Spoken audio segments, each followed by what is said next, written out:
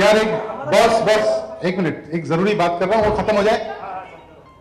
हमारी इंडस्ट्री की एक बहुत यंग मेंबर, उसने अपनी जान दे दी कल रात को। उसकी अपनी कुछ वजूहात रही होंगी। मैं I want to pay my condolences for her and the family and I hope God gives them enough strength to bear this loss. Talented writer एक स्क्रिप्ट लेके आए मेरे पास और उन्होंने कहा कि ये फिल्म बनानी है। उस स्क्रिप्ट का नाम गुलाब गैंग था। हम लोग बनारस शहर में एक बोर्ड पर थे जब उन्होंने मुझे कहानी सुनाई और उस कहानी के तहत मुझे मौका मिला कि माधुरी और जूही जैसे दो बेहतरीन अदाकाराओं को हम लोग साथ लेके आ सकें।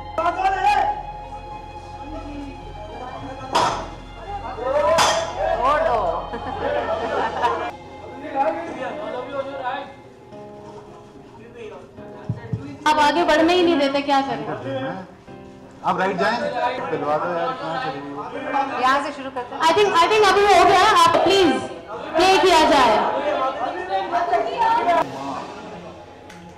हो गया? आपको हमेशा एक दूसरे दर्जे का।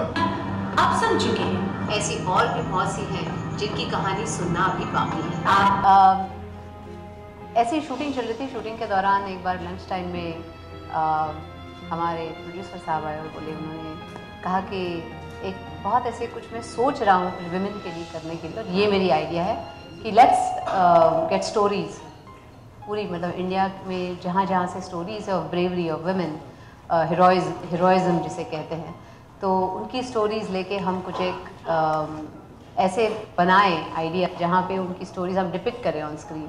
Begin somewhere else. I'll just say good evening, everybody. Hello. And like Anubhav ji did say, very shocking news about Jia Khan, and our sincere condolences from all three of us to her family. And to come back to your topic, हाँ, Anubhav ji का ये idea था. Wonderful. It's a lovely idea. Also, it ties in very well with our film. जो हमारी film जिसके बारे में है, it's about rural women and the hardships they face in a very brief line. हमने अखबारों में पढ़ा कि वॉलीबॉल प्लेयर थी, शायद नेशनल लेवल प्लेयर थी हैं, उनको किसी एक हादसे में ट्रेन से धक्का दे दिया गया तो she lost her left leg, और इस एक्सीडेंट को 1 साल भी नहीं बीता कि उन्होंने माउंट एवरेस्ट पे चढ़ाई, जो कमेंडेबल है। मतलब हम लोग को भी सोच ही नहीं सकते। Your own boundaries and you realize that you're stronger than you think. You can achieve far more than you ever imagined. And really every hardship जो आपके ज़िंदगी में आती है, आपको कोई सबक सिखाने के लिए आती है। जब आप इंडस्ट्री में आते हैं तो आपको डिस्करेज भी किया जाता है, आपसे कहा जाता है कि नहीं आप तो हीरोइन नहीं बन सकते, या तो आप बहुत ऐसे हैं वैसे हैं, वो है ये है।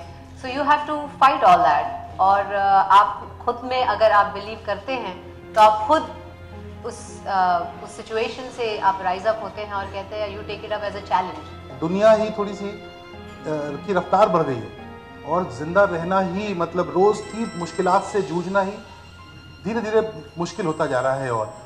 और ऐसे में ज़रूरत है कि इस रफ्तार को समझ लिया जाए, एक्सेप्ट कर लिया जाए और अपनी रफ्तार तय कर ली जाए कि मुझे किस रफ्तार से चलना है।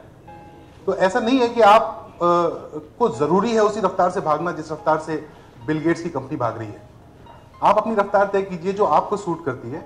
जी बिल्कुल, लेकिन ये कड़वा पहलू लाइफ में है, सिर्फ इंडस्ट्री में नहीं है। आप सुनते हैं कितने बच्चियां बच्चे हैं जो 12th स्टैंडर्ड की एग्ज़ाम देते हैं, उनको लगता है कि मार्क्स अच्छे नहीं मिलने वाले हैं और वो दे टेक द एक्सट्रीम कदम क्योंकि वो फेस नहीं कर पा रहे उस सिचुएशन को। तो मुझे लगता है जैसे कि अनुभव जी ने कहा, everything is moving at such a fast pace. कभी कभी पेरेंट्स के बहुत एक्सपेक्टेशंस होते हैं अपने बच्चों से, कभी so I think there has to be a sense of balance which we are losing slowly. We are becoming very extreme people. बंद कर दो माइक।